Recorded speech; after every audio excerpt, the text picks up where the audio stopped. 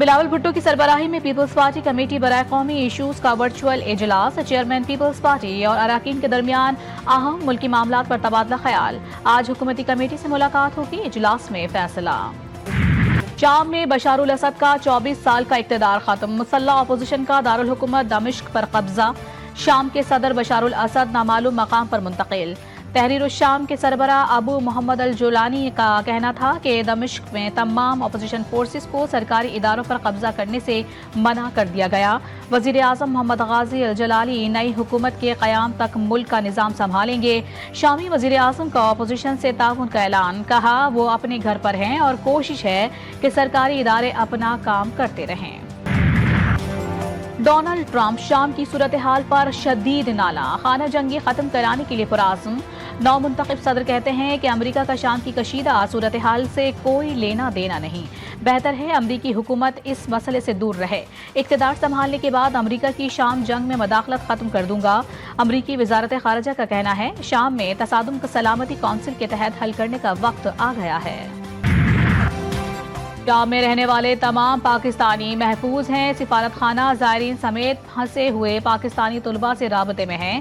ترجمان دفتر خارجہ نے واضح کیا ہے کہ ابھی تک دمشق ایئرپورٹ بند ہے، سروس بحال ہوتے ہی سفارت خانہ پاکستانیوں کی واپسی کے لیے تمام تر سہولیات فراہم کرے گا۔ شام میں پاکستان کا سفارت خانہ پاکستانی شہریوں کی مدد کے لیے کھلا رہے گا۔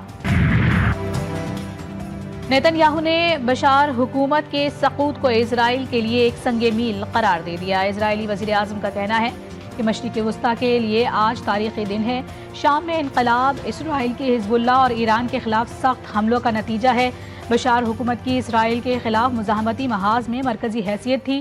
نیتن یاہو کا شام کے سرحدی علاقے اسرائیلی قبضے میں کرنے اور وہاں ایک ملٹری زون قائم کرنے کا اعلان۔ غزہ میں صہیونی مظالم جاری، مسلسل حملوں میں غزہ میں شہداء کی تعداد 44,612 تک پہنچ گئی، 1 لاکھ سے زائد زخمی، لاکھوں فلسطینی بے گھر، رہائشی عمارتیں، اسکولز، پناہ گزین کیمپ اور اسپتال بھی صہیونی درندگی کا شکار۔ فلسطینی کو علاج کی سہولتیں بھی نہ مل سکیں۔ حماس کے جوابی حملوں نے نام نہاد جدید صہیونی فوج کی نیندیں اڑا دیں۔ اسرائیلی حکام کی حماس کے حملوں میں ہونے والے نقصانات کو چھپانے کی کوششیں۔ مغربی کنارے کے علاقے الخلیل میں تیز رفتار کار کی ٹکر سے 4 اسرائیلی زخمی۔ لبنان میں اسرائیلی حملے جاری، حزب اللہ سے جنگ کے نام پر رہائشی علاقے صہیونی فوج کا نشانہ بنے ہوئے ہیں۔ نام نہاد صہیونی فوج نے عارضی جنگ بندی معاہدے کو بھی توڑ دیا۔ لبنان میں شہداء کی تعداد میں مسلسل اضافہ، حزب اللہ کی جوابی کارروائیوں سے اسرائیلی فوج بھی پریشان۔ وزیر اعلیٰ پنجاب مریم نواز چین پہنچ گئیں۔ پاکستان کے سفیر خلیل ہاشمی اور ان کی اہلیہ نے بیجنگ ایئرپورٹ پر خیر مقدم کیا۔ وزیر اعلیٰ پنجاب کی کمیونسٹ پارٹی آف چائنا کے اعلیٰ سطح کے وفد سے ملاقات۔ مریم نواز کا کہنا تھا کہ پاک چین دوستی بلندی کے انتہا کی طرف گامزن ہے۔ چین کے اشتراک سے پنجاب کو اقتصادی اور معاشی بلندیوں پر لے جانا چاہتے ہیں۔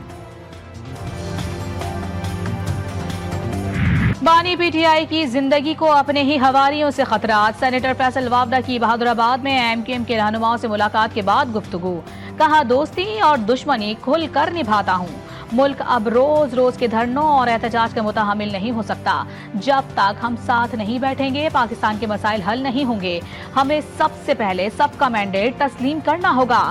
مصطفیٰ کمال نے کہا کہ پاکستان کو آگے لے کر جانے کے لیے کوئی غیر سیاسی مشترکہ ایجنڈا ہونا چاہیے۔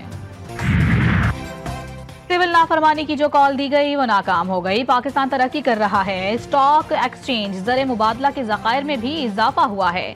وفاقی وزیر اطلاعات عطا تارڑ کا تقریب سے خطاب، کہا کہ آپ نے سول نافرمانی کی کال دی تو پھر بھاگے کیوں تھے، سب کو اس ملک میں امن کا ساتھ دینا ہوگا، انتشار اور تشدد سے انکار کرنا ہے۔ سوشل میڈیا پر پروپیگنڈے میں ملوث افراد قانونی گرفت میں آنا شروع، حکومت کی شرانگیزی پھیلانے والوں کے خلاف کارروائیاں تیز، مزید 7 ملزمان کے خلاف مقدمات درج، ملزمان کا تعلق ضلع مظفر گڑھ سے ہے، سخت قانونی کارروائی عمل میں لائی جا رہی ہے۔ مدھو بالا کی آمد، سونیا دنیا سے رخصت، کراچی کے سفاری پارک میں رہائش پذیر ہتھنی اچانک مر گئی۔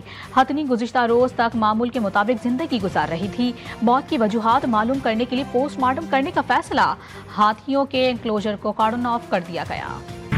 آسمان سے گرتے روئی کے گالے، ہر طرف سفیدی ہی سفیدی۔